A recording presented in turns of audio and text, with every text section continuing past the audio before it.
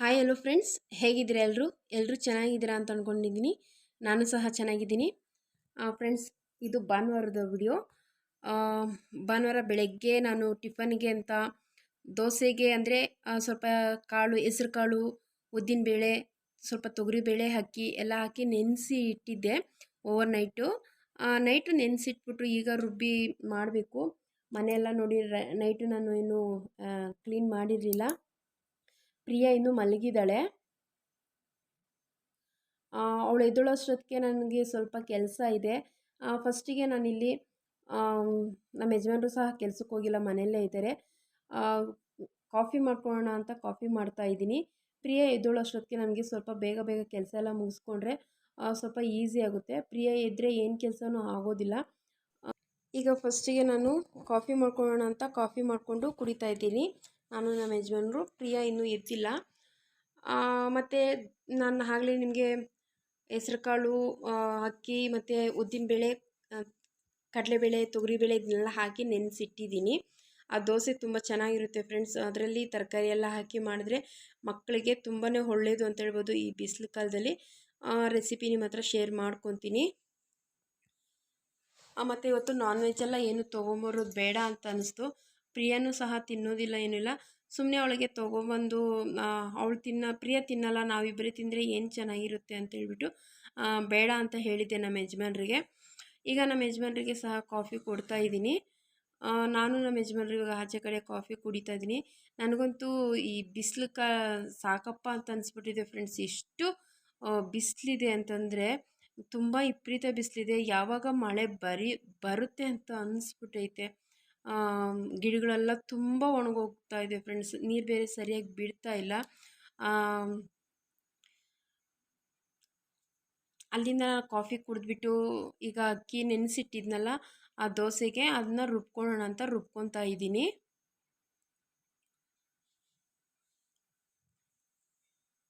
ಇದನ್ನು over night ರುಬ್ಬಿಟ್ಟು ಒಂದು night full ಬಿಡಬೇಕು ಅಂತ ಏನೂ ಇಲ್ಲ, ಹುಳಿ ಬರಬೇಕು ಅಂತ ಏನೂ ಇಲ್ಲ ಫ್ರೆಂಡ್ಸ್. ಇದನ್ನು ಹಾಗೆ ರುಬ್ಬಿ ಹಾಗೆ ಮಾಡ್ಬೋದು, ತುಂಬ ಚೆನ್ನಾಗಿರುತ್ತೆ ಈ ದೋಸೆ ಬಿಸಿಲು ಕಾಲದಲ್ಲಿ. ಯಾಕಂದರೆ ಹೆಸ್ರು ಕಾಳೆಲ್ಲ ಹಾಕಿರ್ತೀರಲ್ವ, ಹಂಗಾಗಿ ತುಂಬ ತಂಪು ಅಂತಲೇ ಹೇಳ್ಬೋದು. ಈಗ ಇದಕ್ಕೆ ನಾನು ಶುಂಠಿನೂ ಮತ್ತು ಹಸಿಮೆಣ್ಸಿನ್ಕಾಯಿ ಹಾಕಿ ಜೊತೆಯಲ್ಲೇ ರುಬ್ಕೊತಾ ಇದ್ದೀನಿ.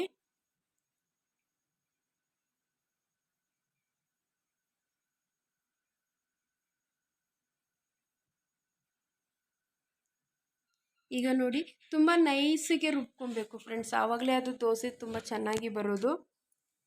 ಈಗ ರುಬ್ಬಿದ್ದಾಯಿತು. ಈಗ ಇದಕ್ಕೆ ನಮಗೆ ನೀರು ಎಷ್ಟು ಬೇಕೋ ಅಷ್ಟು ನೋಡಿಕೊಂಡು ಹಾಕ್ಕೊಬೇಕು. ತುಂಬ ತೆಳುವಾಗಿ ಮಾಡ್ಕೊತಾರೆ, ಅದು ಸ್ವಲ್ಪ ಗಟ್ಟಿ ಬಂದುಬಿಡುತ್ತೆ. ಯಾಕಂದರೆ ಒಂದು ಸ್ವಲ್ಪ ತುಂಬ ಸ್ಮೂತಾಗಿ ಬರೋದಿಲ್ಲ. ಯಾಕಂದರೆ ನಾವು ಕಾಳುಗಳೆಲ್ಲ ಹಾಕಿರ್ತೀರಲ್ಲ, ಸ್ವಲ್ಪ ಗಟ್ಟಿ ಬಂದುಬಿಡುತ್ತೆ. ಸ್ವಲ್ಪ ಮಂದವಾಗಿ ದೋಸೆ ಮಾಡಿಕೊಂಡು, ಬ್ಯಾಟರ್ ಸಹ ಸ್ವಲ್ಪ ಮಂದನೇ ಇರಬೇಕು, ಅದು ಗಟ್ಟಿಯಾಗಿದ್ದರೆ ಚೆನ್ನಾಗಿರುತ್ತೆ. ಈಗ ನಾನು ರುಬ್ಬಿದ್ದಾದಮೇಲೆ ಅದಕ್ಕೆ ಸ್ವಲ್ಪ ಸಕ್ಕರೆನೂ ಮತ್ತು ಉಪ್ಪು ಹಾಕಿ ಸ್ವಲ್ಪ ಬಿಟ್ಬಿಡ್ತೀನಿ. ಇದು ರುಬ್ಬಿದ್ದಾದಮೇಲೆ ಉಪ್ಪು ಸಕ್ಕರೆ ಹಾಕಿ ಅದು ಸ್ವಲ್ಪ ಹೊತ್ತು ನೆನಿಲಿ. ಅಷ್ಟರಲ್ಲಿ ನಾನು ಸ್ವಲ್ಪ ಬಟ್ಟೆ ಎಲ್ಲ ಒಗ್ಕೊಳ್ತೀನಿ, ಸ್ವಲ್ಪ ಬಟ್ಟೆ ಒಗೆಯೋದಿದೆ. ಈಗ ನೋಡಿ, ಇದಿಷ್ಟು ಈ ಥರ ರುಬ್ಬಿಟ್ಕೊಂಡಿದ್ದೀನಿ. ಇದನ್ನ ಮುಚ್ಚಿಟ್ಬಿಡ್ತೀನಿ, ಸ್ವಲ್ಪ ಹೊತ್ತು ಮುಚ್ಚಿಟ್ಟು ಆಮೇಲೆ ಬಂದು ಇದನ್ನ ಯಾವ ಥರ ಮಾಡೋದು ಅಂತ ನೋಡೋಣ. ಈಗ ನೋಡಿ, ಸ್ವಲ್ಪ ಬಟ್ಟೆ ಇತ್ತು, ಬಟ್ಟೆ ಒಗೆದು ಒಣಗಾಕ್ತಾ ಇದ್ದೀನಿ. ಲಕ್ಷ್ಮೀ ಪ್ರಿಯ ಬೇರೆ ಸ್ವಲ್ಪ ಆಟ ಆಡ್ತಾ ಇದ್ದಾಳೆ. ಅವಳು ಆಟ ಆಡಬೇಕಾದ್ರೆ ನಾನು ವಿಡಿಯೋ ಮಾಡಬೇಕಂತೆ ಅವಳು ತುಂಬ ದಿವಸದಿಂದ ಕೇಳ್ತಾನೆ ಇದ್ಲು. ಸೊ ಅದಕ್ಕೆ ನಾನು ಸುಮ್ಮನೆ ಒಂದೇ ಒಂದು ಸ್ವಲ್ಪ ವಿಡಿಯೋ ತಗೊಂಡಿದ್ದೀನಿ. ಕೇಳೋಣ ಬನ್ನಿ.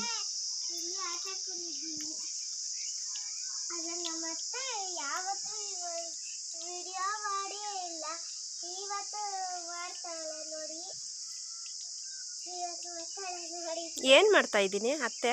ಏನು ಮಾಡ್ತಾವಳೆ?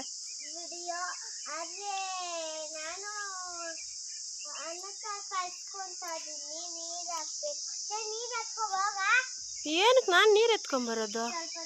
ಬಿಸಿಲಲ್ಲ ಆಟ ಆಡೋದು? ಏನು ಅಡುಗೆ ಮಾಡ್ತಾ ಇದೀಯಾ?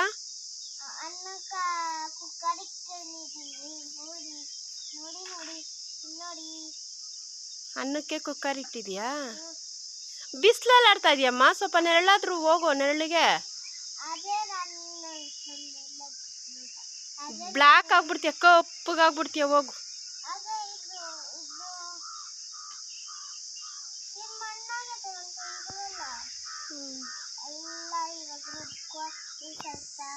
ಸರಿ, ನಾನು ದೋಸೆ ಮಾಡ್ತೀನಿ.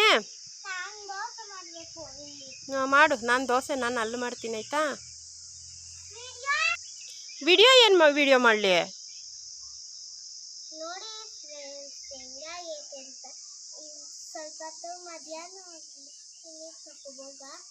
ಏನು, ನಾನು ಅಡುಗೆ ಮಾಡಬೇಕು. ತು ಹೋಗು, ಬಾಯ್.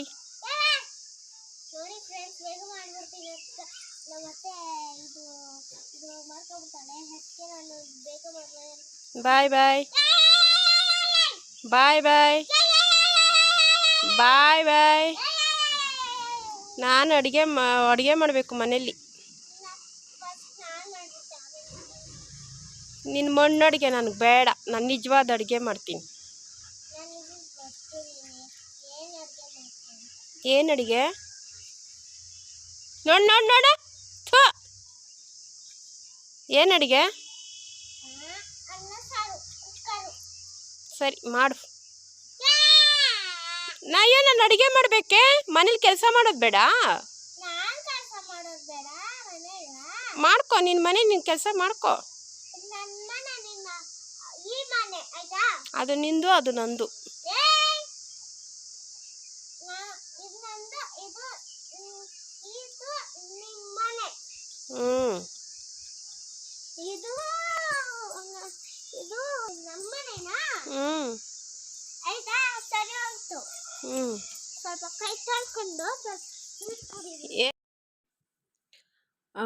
ಸುಮ್ಮನೆ ಹಾಗೆ ಒಂದು ವಿಡಿಯೋ ತೊಗೊಂಡೆ ಅಷ್ಟೇ ಫ್ರೆಂಡ್ಸ್.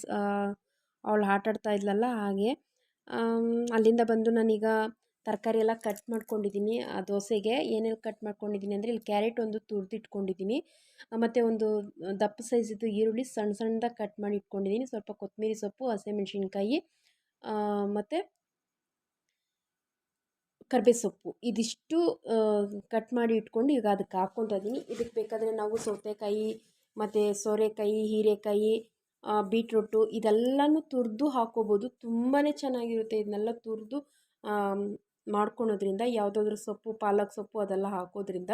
ಈಗ ಅದನ್ನ ನಾನು ತರಕಾರಿ ಎಲ್ಲ ಅದಕ್ಕೆ ಕಟ್ ಮಾಡ್ಕೊಂಡಿರೋ ಅಂಥದನ್ನೆಲ್ಲ ದೋಸೆಗೆ ಹಾಕಿ ಅದನ್ನ ಆ ಕಡೆ ಮಿಕ್ಸ್ ಮಾಡಿ ಇಟ್ಟಿದ್ದೀನಿ. ಅದು ಸ್ವಲ್ಪ ಹೊತ್ತು ಹಾಗೆ ಬಿಟ್ಬಿಟ್ಟು ಈಗ ನಾನು ಅದ್ರ ಜೊತೆಗೆ ಕಾಂಬಿನೇಷನ್ ಆಗಿ ಚಟ್ನಿ ಇಟ್ಕೊತೀನಿ. ತುಂಬ ಚೆನ್ನಾಗಿರುತ್ತೆ ಚಟ್ನಿ. ಯಾವ ಥರ ಚಟ್ನಿ ಇದಂದರೆ ಕಡಲೆಬೇಳೆ ಮತ್ತು ಈರುಳ್ಳಿ, ಬೆಳ್ಳುಳ್ಳಿ ಚಟ್ನಿ. ಇದಕ್ಕೆ ಯಾವುದೇ ರೀತಿ ನಾನು ತೆಂಗಿನಕಾಯಿ ಎಲ್ಲ ಏನೂ ಹಾಕೋದಿಲ್ಲ. ಇದು ಅಷ್ಟೇ ಫ್ರೆಂಡ್ಸ್, ಈ ಚಟ್ನಿ ತುಂಬ ಚೆನ್ನಾಗಿರುತ್ತೆ. ಈ ಚಟ್ನಿ ಎಲ್ಲದಕ್ಕೂ ಸಹ ತುಂಬಾ ಚೆನ್ನಾಗಿರುತ್ತೆ ಅಂತಲೇ ಹೇಳ್ಬೋದು. ದೋಸೆ, ಇಡ್ಲಿ ಮತ್ತು ಪೂರಿ, ಚಪಾತಿಗೆ, ರೊಟ್ಟಿಗಳಿಗಂತೂ ಇನ್ನೂ ಚೆನ್ನಾಗಿರುತ್ತೆ. ಬಿಸಿ ಬಿಸಿ ಅನ್ನಕ್ಕೆ ತುಂಬಾ ಚೆನ್ನಾಗಿರುತ್ತೆ ಫ್ರೆಂಡ್ಸ್. ನಮ್ಮ ಯಜಮಾನ್ರು ಇದ್ರಲ್ಲಿ ಮುದ್ದೆ ಸಹ ತಿಂತಾರೆ, ಅಷ್ಟು ಚೆನ್ನಾಗಿರುತ್ತೆ ಈ ಚಟ್ನಿ. ನೀವು ಒಂದ್ಸರಿ ಟ್ರೈ ಮಾಡಿ ನೋಡಿ. ಯಾವುದೇ ರೀತಿ ನಾವು ತೆಂಗಿನಕಾಯಿ ಎಲ್ಲ ಏನೂ ಹಾಕಿರೋದಿಲ್ಲ, ಅಷ್ಟು ಚೆನ್ನಾಗಿರುತ್ತೆ. ಬರೀ ಈರುಳ್ಳಿ, ಬೆಳ್ಳುಳ್ಳಿ, ಟೊಮೊಟೊ ಮತ್ತು ಸ್ವಲ್ಪ ಹುಣಸೆಹಣ್ಣು, ಇದಿಷ್ಟೇ, ಕರಿಬೇವು ಸೊಪ್ಪು ಹಾಕ್ಕೊಂಡು ಇದಿಷ್ಟು ರುಬ್ಕೊತಾ ಇದ್ದೀನಿ.